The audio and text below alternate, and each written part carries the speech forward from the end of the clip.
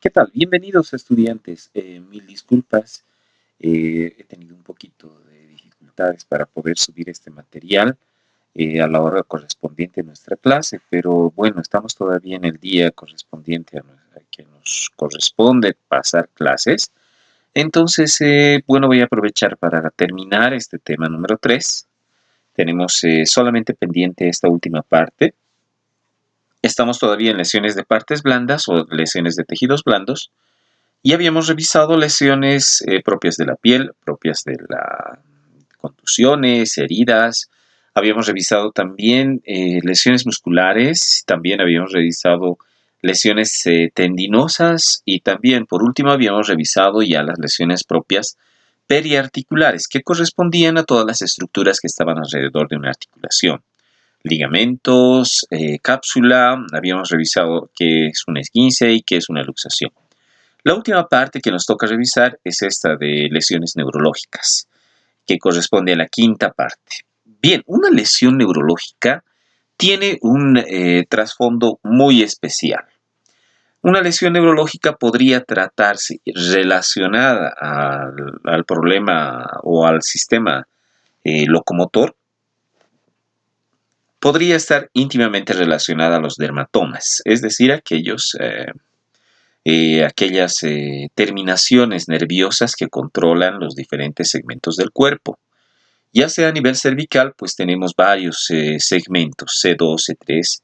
A partir de la columna cervical, pues emergen algunas terminaciones nerviosas, se extienden a través de los hombros, a través del miembro superior e incluso la parte superior del tórax.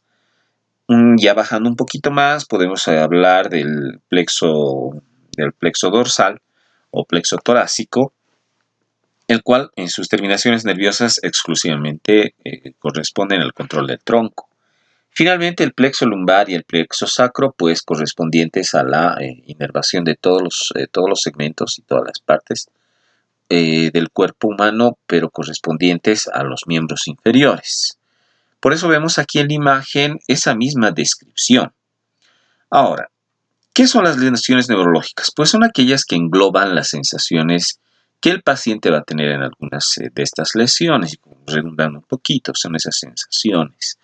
Puede ser que exista una lesión a nivel de C5, C6, C7, C8, como vemos en la imagen, pero nosotros tenemos que tomar en cuenta la repercusión, es decir, esta lesión, cómo afecta a este segmento. Entonces, a lo que generalmente nosotros nos vamos a enfocar es a las sensaciones que siente este paciente. Además de ver estas sensaciones, pues a las complicaciones o secuelas que probablemente puede conllevar esta lesión.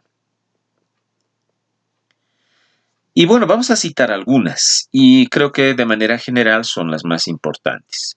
Primero vamos a comenzar con la hiperestesia. La hiperestesia, una lesión relacionada a nervios periféricos que van a controlar ciertos segmentos. Esta lesión, probablemente la sensación que percibe este paciente va a ser de hiperestesia, que significa que el paciente va a tener una sensibilidad aumentada. Esta situación en los pacientes pues tiene la particularidad en la que si nosotros exploramos esa zona afectada, pues probablemente al roce de la ropa, al roce de un cepillo, al roce de piel con piel, pues el paciente va a tener una sensación aumentada de dolor. ¿Qué quiere decir? Que va a tener una sensibilidad que va a sobrecargar su percepción. Él va a referir que le va a doler bastante pese a que solamente es un roce. Por el contrario, todo lo contrario, la hipoestesia pues es una sensibilidad completamente disminuida. Esto ocurre, por ejemplo, en algunas zonas en las que se ha perdido o se ha bloqueado la terminación nerviosa. Y el paciente, cuando se le toca la piel de este paciente, pues no va a percibir nada, no va a sentir nada. Probablemente nos acercamos y con un pase, con un arroz, o con un cepillo, o con un roce, con con una aguja levemente por la piel, pues el paciente no percibe nada. Probablemente pueda ser que perciba sensibilidad profunda. ¿A qué nos referimos? Tal vez la punción, tal vez un breve pellizco, un estímulo mucho más agresivo, probablemente el paciente lo pueda percibir. ¿Cuándo es que el paciente ya no percibe ni sensación ni sensibilidad superficial ni sensibilidad profunda? En la anestesia. La anestesia pues es la ausencia de la sensibilidad. Ahí el paciente, si lo pinchamos, lo pellizcamos, lo arañamos, el paciente no va a percibir nada. Dependiendo del segmento en el que esté afectado, el paciente no va a percibir nada. Es una sensación de anestesia, es como si se le hubiera administrado un fármaco el cual le impide poder, el cual el fármaco ha bloqueado la terminación nerviosa y el paciente ya no percibe ninguna sensación dolorosa ni ningún tipo de percepción a través de la piel e incluso a otros tejidos blandos más profundos. También tenemos la analgesia. Bueno, la analgesia es la ausencia de sensibilidad, pero simplemente la ausencia de sensibilidad dolorosa. ¿Qué quiere decir? Que si al paciente le colocan un analgésico, ¿no? El paciente puede ingerir este analgésico, pueden administrar este analgésico vía intravenosa, vía intramuscular, se le administra este medicamento, pues la sensación dolorosa desaparece. De eso se trata la analgesia. El dolor disminuye hasta desaparecer. Sin embargo, esto no quiere decir que el paciente va a dejar de percibir otras sensaciones en ese segmento. Un pellizco o el pase con un cepillo, con un trozo de tela. El paciente va a poder percibir normalmente esas sensaciones. Pero sí, el dolor que estaba sufriendo en ese momento, pues ya ha desaparecido. Es una ausencia de la sensibilidad dolorosa, la analgesia. Aquí, por ejemplo, podemos ver eso, ¿no? Aquí tenemos un paciente con una hipoestesia o tal vez con una sensación de analgesia, ¿no? Después de que se pica con estas agujas, pues se le puede administrar un analgésico para bloquear el dolor. O en todo caso, una anestesia, ¿no? Si al paciente le administramos anteriormente un medicamento, un fármaco que bloquee la actividad nerviosa de este segmento, pues el paciente va a pisar esto sin ningún problema y no va a percibir ningún tipo de sensación.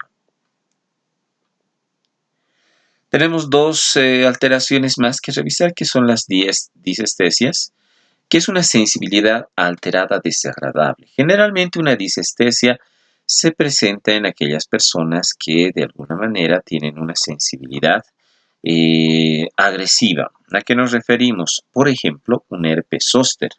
Cuando tenemos un problema de herpes zóster, que es un problema neurovascular, afectando, irritando al nervio, pues el paciente va a sentir una sensación a cualquier tipo de estímulo, pero totalmente desagradable. Entonces va a ser una alteración completa de la sensibilidad y que va a ser de tipo desagradable. Entonces es como, por ejemplo, como les decía, ese problema del herpes zóster, ¿no? Apenas se toca, se roza y el paciente ya siente dolor. También tenemos la parestesia. Bueno, la parestesia es algo muy común. Aquí es donde a veces tenemos algo de confusión. La parestesia puede deberse a diferentes factores. Lo que va a sentir el paciente va a ser un hormigueo o va a sentir como pinchazón en el segmento. Y lo que generalmente nosotros de niños, en nuestro conocimiento general, le decíamos que se trataba de un adormecimiento sin estímulo previo.